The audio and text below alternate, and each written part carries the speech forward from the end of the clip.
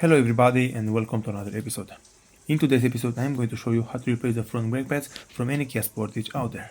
So today I'm working on this car and I have to replace the front brake pads along with the rear brake pads from this car, but in today's episode I'm only going to show you all how to do it on the front side, because on the rear side everything is exactly the same like on the front side. The only difference is that the front brake pads are just a little bit bigger than the rear ones.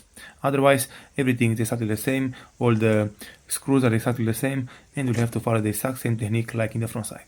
So as you can see right here, those are my new brake pads which I'm going to install on this car.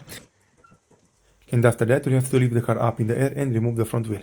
In my case, as you can see, I'm using this big jack stand. This is a very strong jack stand which is supporting the weight of the car, and I recommend all to use something very strong because this car is very heavy and you don't want to make it fall over you.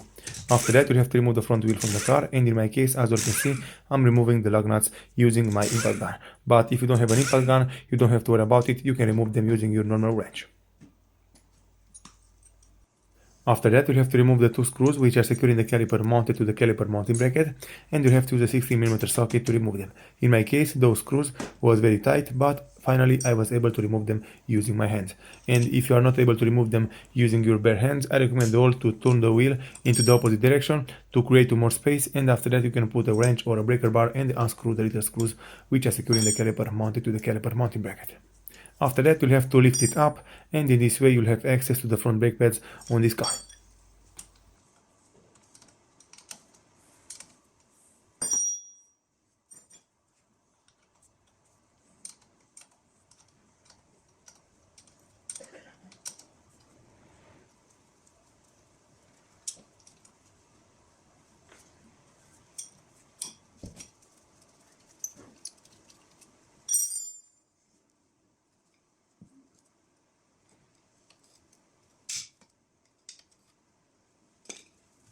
Alright everybody, so as you can see, the caliper is coming off very easy.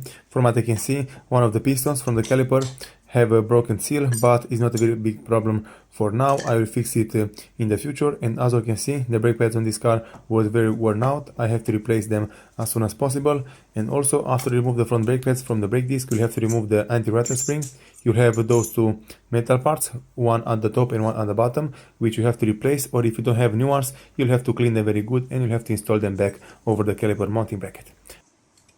After that, you'll have to remove both of the slide pins which are installed into the caliper mounting bracket, and as you can see, in my case both of them was very dried, they were very rusted, so this is not good for braking. In my case, I'm going to clean them very good, I'm going to lubricate them very good, and then I will install them back into the caliper mounting bracket, and I will make sure that they are moving freely back and forth, and only then I will install back the caliper and the brake pads. And also you'll have to do the exact same technique, because otherwise if you don't do this, if you don't clean the slide pin, they will not work smoothly and you will not have a very good braking system.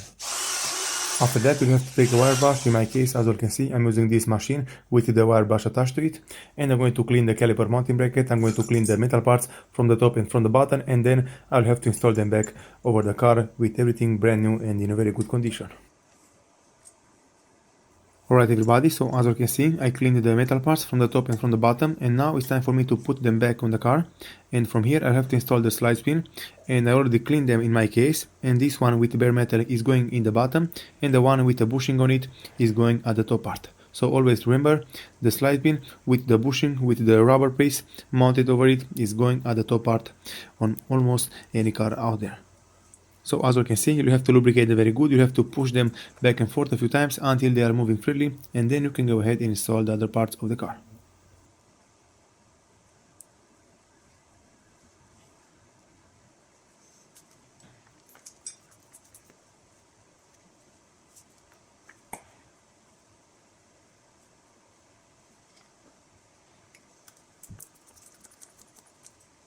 Okay everybody, so after you install back the slide pin into the caliper mounting bracket, you'll have to take a piece of cloth or something like that, and you'll have to clean it around it very good, because you don't want to have any grease or excess of lubricant, because this can get on the brakes, and in this way you will not have a good brake. So you'll have to clean very good, and only then you can go ahead and install the brake pads back on the caliper mounting bracket.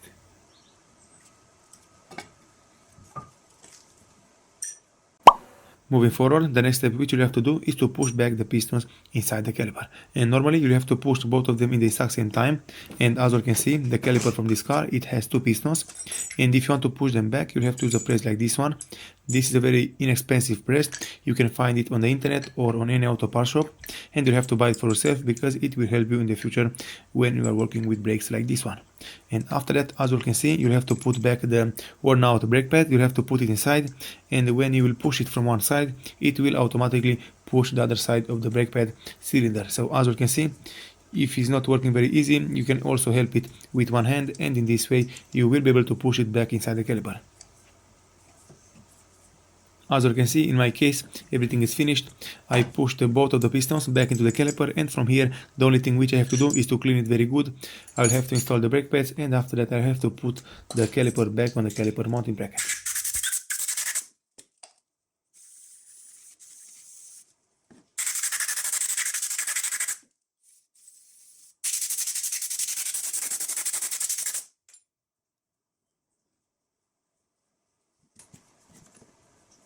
If you want to install the front brake pads into the correct way, you will have to follow this advice. So you'll have two brake pads. One brake pad will have a metal part installed on it, and this metal part is the brake pad wear sensor, and this brake pad will always go into the inside of the wheel, like I'm doing it right here.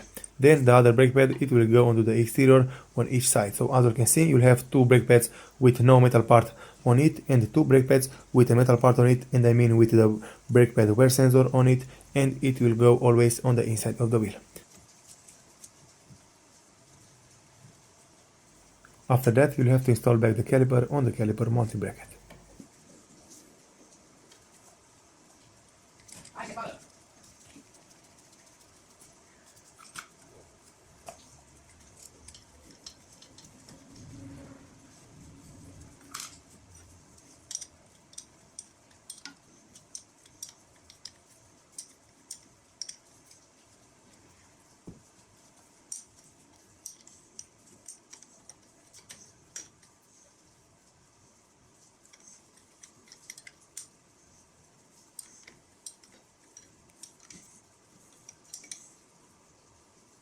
From here, the only thing which I have to do next is to push the brake pedal a few times until the piston will build up some pressure and until the brake will feel very hard to press.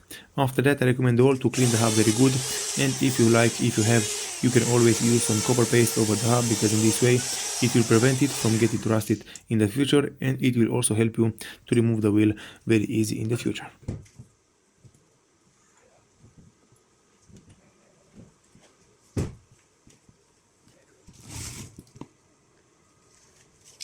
With all of these things being said, this is all you have to do. This is how to replace the front brake pads from any Kia Sportage out there. Thank you all for watching. If you like this video and found it informative, please leave a like and a comment down below. See you next time.